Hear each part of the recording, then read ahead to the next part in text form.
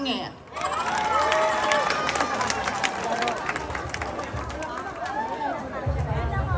Ang hindi hihiyaw, lalong pangit. Beauty is in the eye of the beholder, and what is essential is indeed invisible to the naked eye. Good evening, ladies and gentlemen. My name is Ginger Aman Villamor, and tonight, I represent ang bayaning mga puyat. I work in a BPO industry in Quezon City.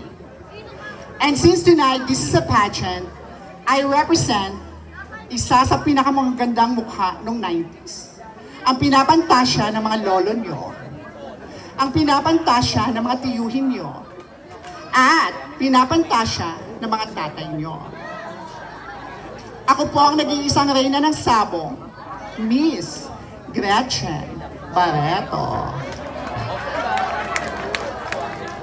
At bago ko pulisanin ang apat na sulok na entabladong ito, nais ko pong mag-iwan ng isang katagang, Chinchin Kroila Laina Chinsan Sumena. Meaning to say, wala lang. Okay na to. Thank you!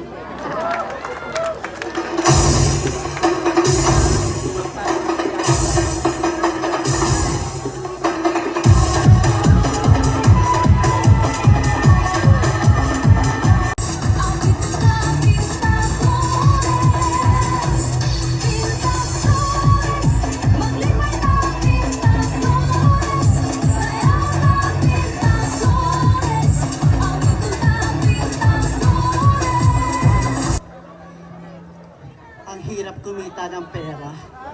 Nakakahingal. Okay? Good evening, ladies and gentlemen. The LGBTQ plus A is a part of the society. It's not to be diminished their humanity. It's because the name, the purpose of living is to be loved and to be loved. Good evening, ladies and gentlemen. My name is Ayesa Marceliano Gonzalez. But tonight, hayaan niyo pong hiramin ko ang pangalan na nag-iisang reyna ng trans pageantry. Ang nanay ko in the real life, Miss Machuca May Matmat Santino. Machuca May Matmat Santino na nag-iiwan ng kataga. Iniidolo ko siya dahil para sa amin, wala sa laki ng katawan o ganda ng muka. Ang tunay na corona, wala sa ulo, kundi nasa puso. Ang corona, kumukupas yan. Pero lagi po natin tatandaan, ang busilak na puso at handang tumulong sa kapwa, yun po ang magiging legasiya natin para sa huling paghahatol dito sa lupang ating kinagagalawan. Lahat ng bagay, hiram lamang. Yun lamang po at maraming salamat.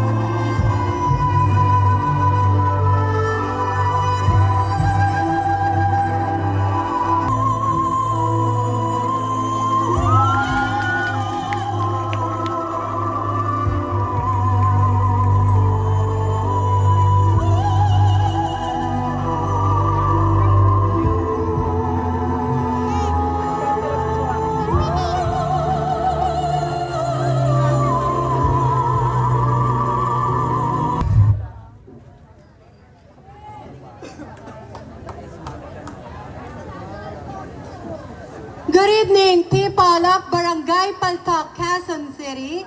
Standing here before you as a fresh, and indeed innocent, 17 years old student. I am currently studying in Arellano, University of Manila, and I am proud to say that I am your Queen of Quezon City 2024 second runner-up. My real name is Johanna Carla Alcantara Garcia in real life. But tonight, please do allow me to stand by the name, your one and only, ang babaeng nagpatibok sa pihikang puso ni Mr. Troy Montero, ang babaeng walang kaparis at katulad, ang nag-iisang Miss Aubrey Miles. Aubrey Miles po na nagsasabing, bata man po ako sa inyong paningin, huwag niyong mamalitin dahil sa ganitong uri ng patimpalak, tiyak na isa lang ang batang kontesera na tatatak. Judges, my national costume that I'm wearing tonight is inspired by the Sinulog Festival of the Philippines, Santo Niño de Cebu. Viva, viva, Senyor and judges, mark my number because I'll give you the best show and the night to remember. Thank you.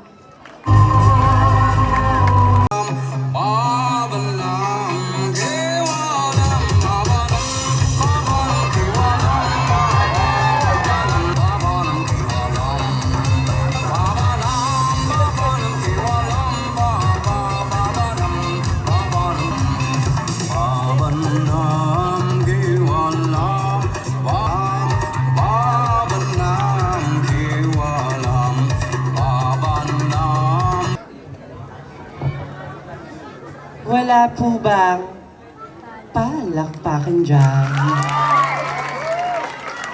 Wala rin po bang hiyawan dyan? Marami pong salamat.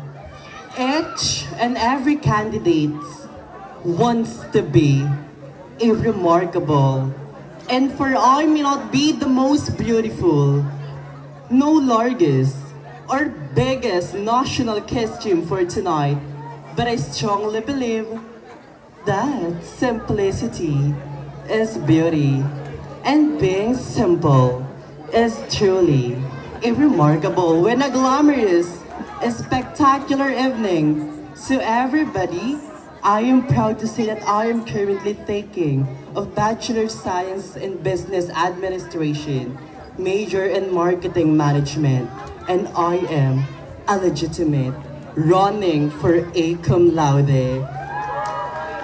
I am proud and humbled because I am your queen of Quezon City.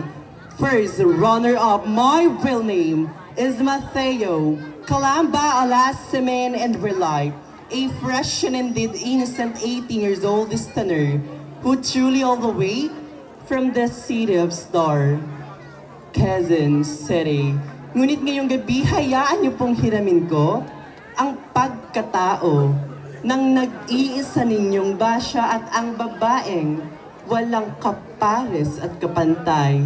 Bakit hindi po natin sabay-sabay palakpakan at tiyawan sapagkat ngayong gabi, ako po sa Bene-Bene, Barbie Fortesa.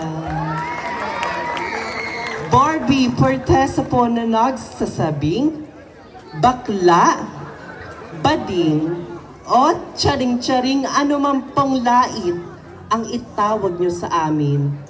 Amin po ang gabing ito, magsisilbing tagahanga lamang po namin kayo dahil hindi po natin matatakasan ng katotohanan na ang baklang nilait ninyo sa pang-umagahan, kinutiya sa pananghalian.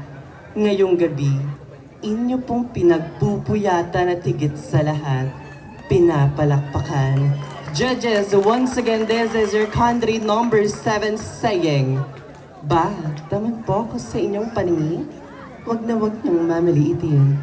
Dahil sa ganitong uri ng patimpalak, may fresh na bagets na tatatak. Thank you and good evening.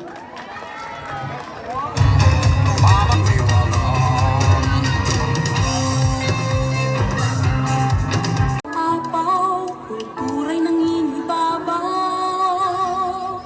Luzon, Visayas, Mindanao.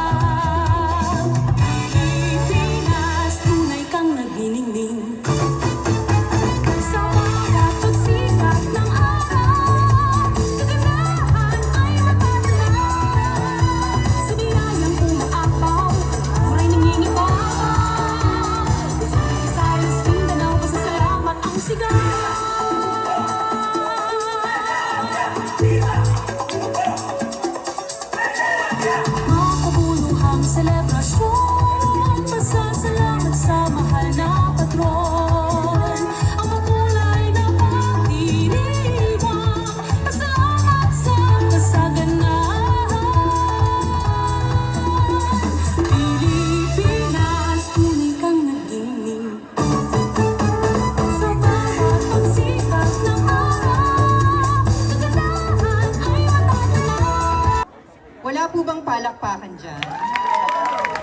Maraming salamat po. How about malakas na hiyawan dyan? Thank you very, very much. Celebrating beauty and diversity, this program, Queen of Paltok 2025, aims to promote the beauty and richness of the diverse communities. Ladies and gentlemen, panel board of judges, standing in front of you is a 26-year-old stunner who hails all the way from the land of the most beautiful sirenas in the Philippines, Piñahan, Quezon City. My name is Casey Banyes Pakulan.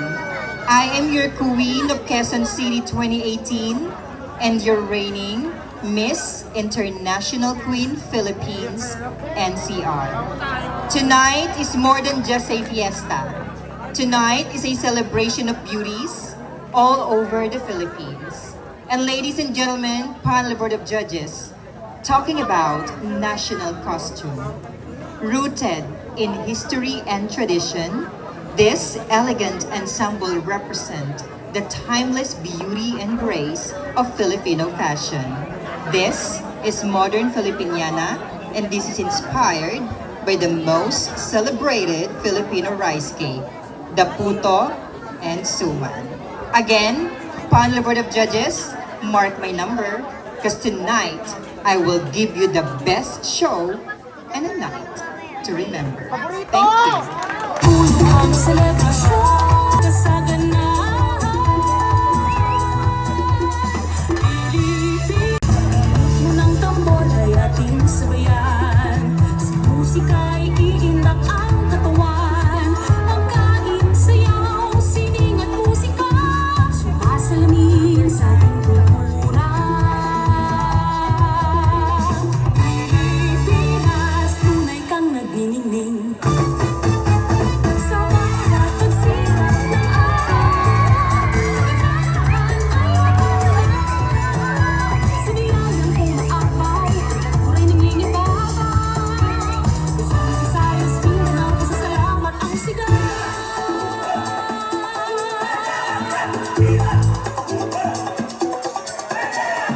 Makabuluhang selebrasyon, pasasalamat sa mahal na patron. Ang kulay na pag-iniwan. Pilipinas, tunay kang nagdingling. Sa salamat ang sigaw.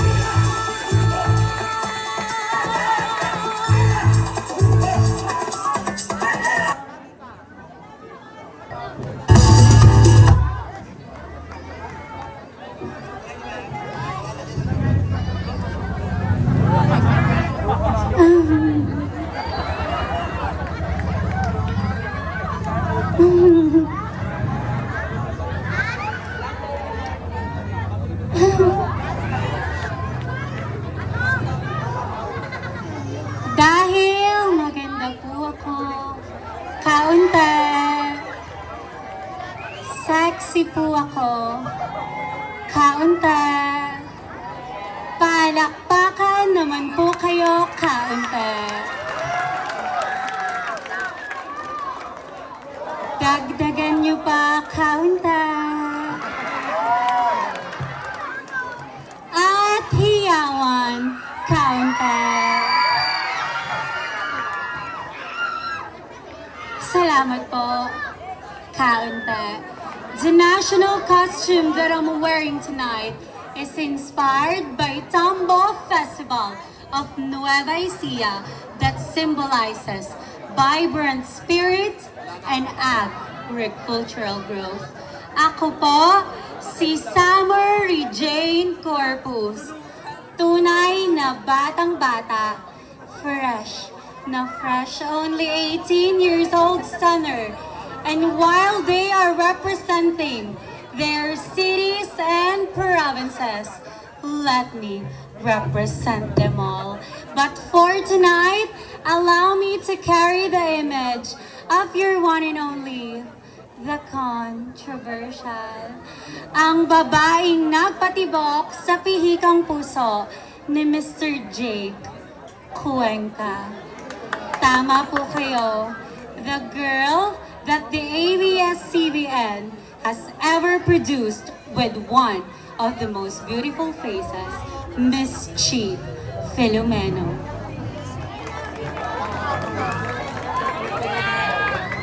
Miss Chi Filomeno na nagsasabing noon ang mga babae tinitignan dahil magaganda. Ngayon, ang mga magaganda tinitignan kung tunay na mga babae. Thank you so much. And judges, I will not ask you to mark my number, but one thing is for sure, you will remember me because this young lady is about to fight fair and square, and I am proud to say that I am part of JWAS and JD's Circles of Beauty. Thank you.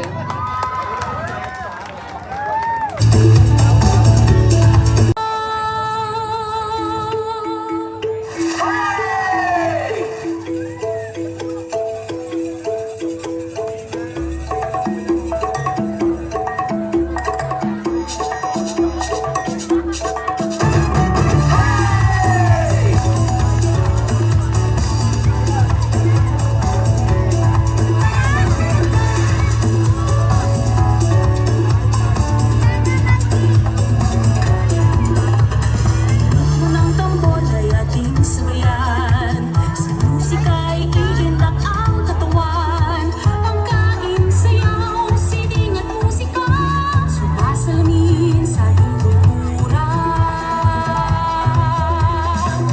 Pilipinas, tunay kang naginingning. Sa bawat pagsikat ng araw, kagandahan ay mapapala. Sa biyayang umaapaw, buray nangingibabaw. Sa Visayas, Mindanao, pasasalamat ang sigaw.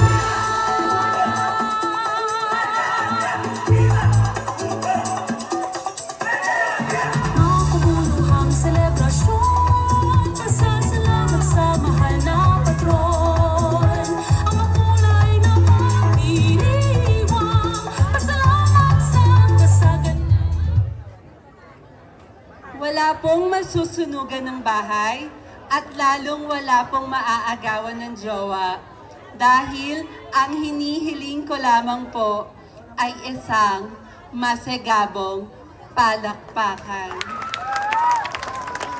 You know what, ladies and gentlemen, I firmly believe that the physical attributes of a person as time will change, but the goodness of the heart will last for a lifetime. That's why one should be careful with your thoughts, because your thoughts may become your words may become your actions, and your actions may become your personality that will mold and defines one's destiny.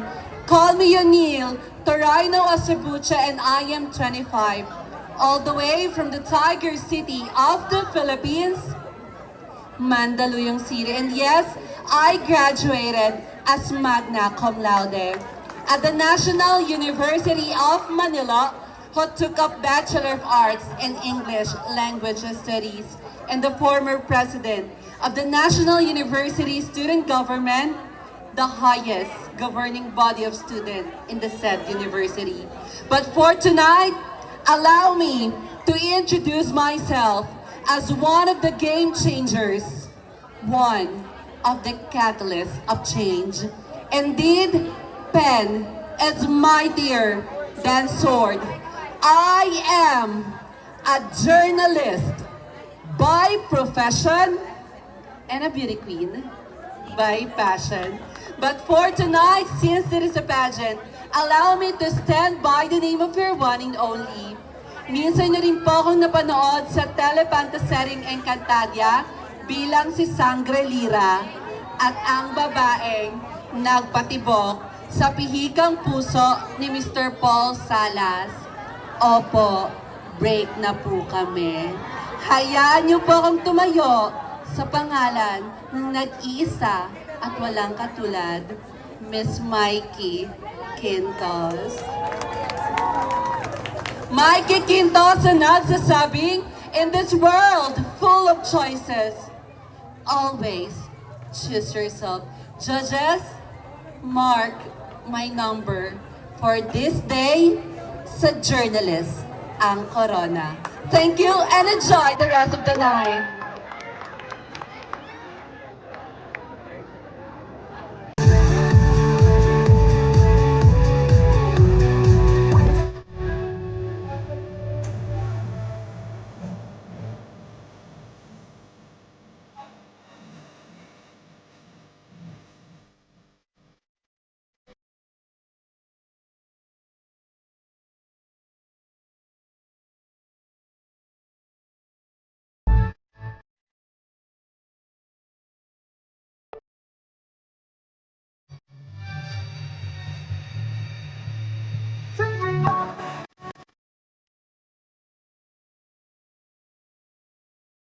And traveling 3 hours just to see the beautiful people of Barangay Paltok, Quezon City.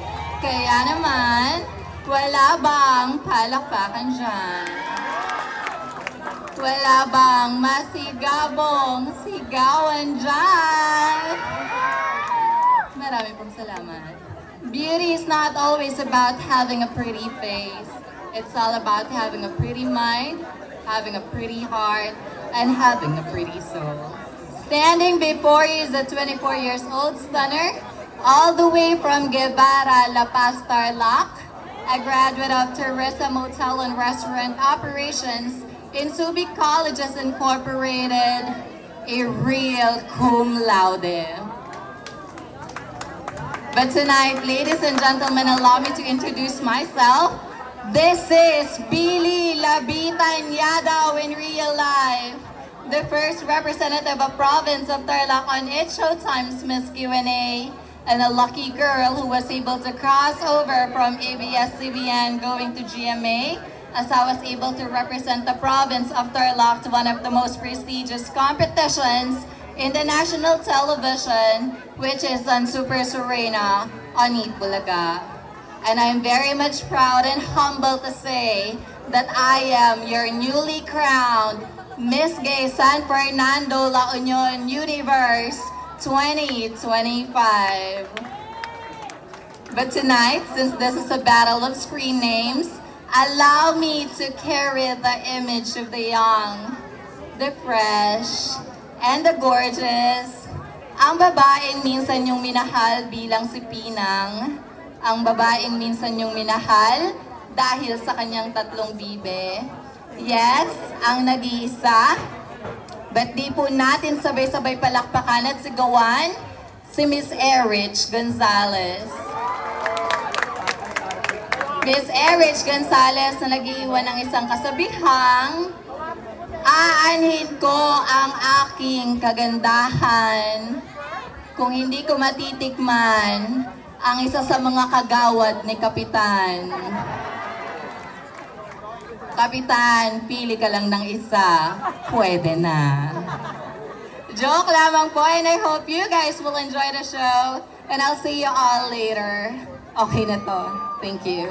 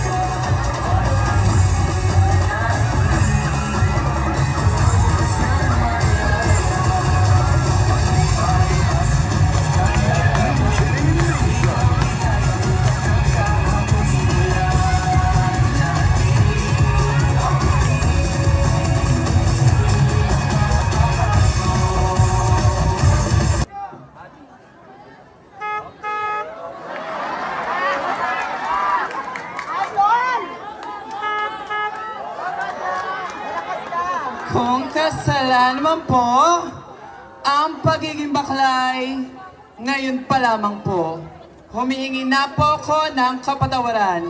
Ngunit kung ang aming pong pagkatao ang siyang magbibigay sa inyo ng kasiyahan at ngiti, maaari bang humingi ng isang masigabong palakpakan?